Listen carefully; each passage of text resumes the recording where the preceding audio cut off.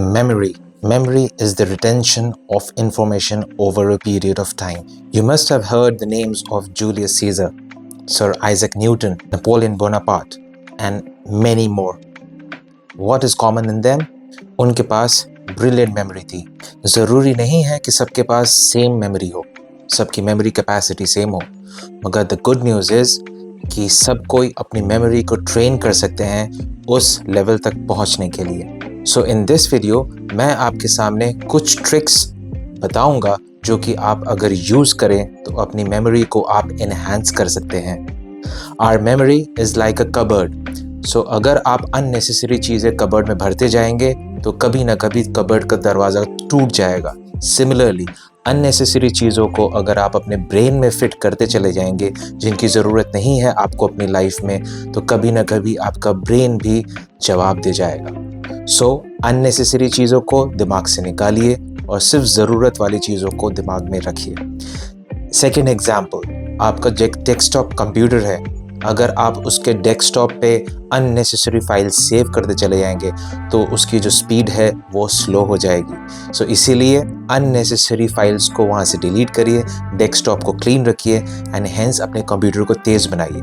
Similar is the working of the brain. Second, show interest in what ever that you read. जो आप read कर रहे हैं, जो भी चीज़ आप रिमेंबर करना चाहते हैं, आप उसमें इंटरेस्ट पैदा करिए. जितना ज़्यादा आप इंटरेस्ट पैदा करेंगे उतना ज़्यादा आपको मज़ा आएगा याद करने में एंड हेंस आपकी रिटेंशन पावर बढ़ेगी. Third, repetition. बार बार किसी चीज़ को रिपीट करने से आपके दिमाग में वो चीज़ एनकोड हो जाती है. फोर्थ, कनेक्शन बनाइए. Try to associate things. आपने जो भी याद किया है उसको पुरानी किसी याद की हुई चीज़ से एसोसिएट करिए, उसको लिंक करिए. ये आपको याद करने में बहुत ज़्यादा हेल्प करेगी. Next, visualisation.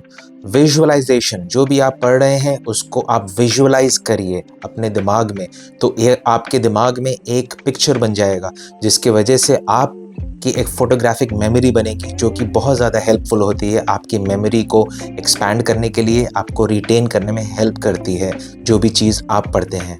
Next, use of mnemonics, acronyms, rhymes. कोई भी चीज़ अगर आप पढ़ें तो आप उसको राइम्स या उसके एक्रोनिम्स में उसको कन्वर्ट करें.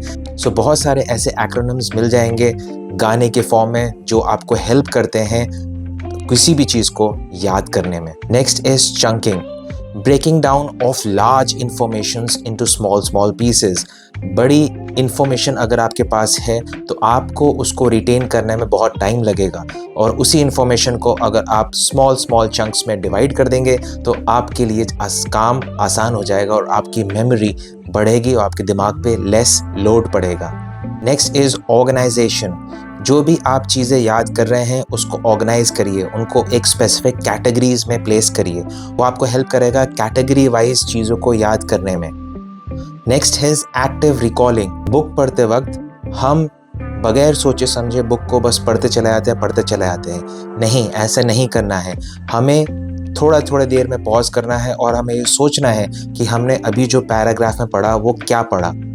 तो ऐसे आप हमेशा कुछ भी पढ़ें तो उसको सोचें कि आपने उस पर क्या पढ़ा है, rather than reading the book without thinking over it. Spaced repetition.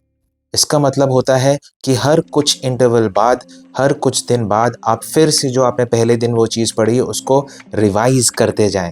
ऐसे आप जब बार बार उसको रिवाइज करते जाएंगे तो आपका रिवीजन का जो टाइम पीरियड है वो कम होता चला जाएगा एंड हेंस आपके मेमोरी में वो चीज़ एनकोड हो जाएगी, फिट हो जाएगी. Sleeping. Proper sleep and rest is very necessary for the brain. ये सबको पता है, रेस्ट करना कम से कम दिन में 7 to 8 hours is absolutely necessary. Next is exercising. Regular exercise will enhance your brain. आपकी बॉडी से जब स्वेट निकलता है तो वो आपके अंदर एनर्जी लेके आता है जो कि आपके ब्रेन को भी री एनर्जाइज करता है. So always exercise. नेगेटिविटी से हमेशा दूर रहिए. कोशिश करिए कि आपको अपने आप को हमेशा आप पॉजिटिव रखें. कोई भी नेगेटिव चीज़ ज़िंदगी में आ रही है तो उसमें पॉजिटिव ढूंढिए एंड उससे निकलने की कोशिश करिए एज अर्ली एज पॉसिबल. इस ब्रेन ट्रेन. बहुत सारे ऐसे पजल्स हैं, गेम्स हैं जिससे आप अपने ब्रेन को हमेशा ट्रेन कर सकते हैं। बहुत सारे ऐसे साइंटिफिक टेक्निक्स हैं जिससे आप हमेशा अपने ब्रेन को ट्रेन कर सकते हैं और अपने ब्रेन को और अपनी मेमोरी को और ज़्यादा शार्प बना सकते हैं। सोशल एंगेजमेंट, अपने फ्रेंड्स, अपने रिलेटिव्स से हमेशा मिलते रहिए, वो आपकी मेमोरी इंप्रूव करता है और आपके कॉग्निटिव फंक्शंस को भी वो इंप्रूव करता है। Is healthy diet. Healthy diet is very very necessary. आप अगर फैटी चीज़ें खाते रहेंगे, शुगरी चीज़ें खाते रहेंगे तो अल्टीमेटली आपकी बॉडी लथार्जिक हो जाएगी एंड हेंस आपको कुछ करने का मन नहीं करेगा, आप लेज़ी फील करेंगे और देन आपकी मेमोरी भी उसी तरीके से एक्ट करने लगेगी, that is lazy. Always keep a notebook with your self. कोई भी चीज़ें जो आपके दिमाग में चल रही है या जो आपको करनी है उसको दिमाग में रखने की ज़रूरत नहीं है अननेसेसरली, उसको एक नोटबुक में हमेशा लिख लिया करिए। So always carry a notebook, a small notebook with your self. वैसे ही घर में अगर आपको कोई इन्फॉर्मेशन देना है किसी को, सो एक स्पेस बनाइए जिस पे आप ये लिख सकें कि आपको ये काम करना है, उस बंदे को ये काम करना है, इस बंदे को ये काम करना है। सो एक कॉमन स्पेस बनाइए जहाँ पर आप सब लोग स्टिकी नोट्स लगा सकें। जैसे कि फ्रिज होता है, वो कॉमन स्पेस हो सकती है, वहाँ पर आप स्टिकी नोट्स लगा सकते हैं और जो भी इंफॉर्मेशन आपको एक दूसरे को शेयर करनी है आप वहाँ पर उसको लिख सकते हैं।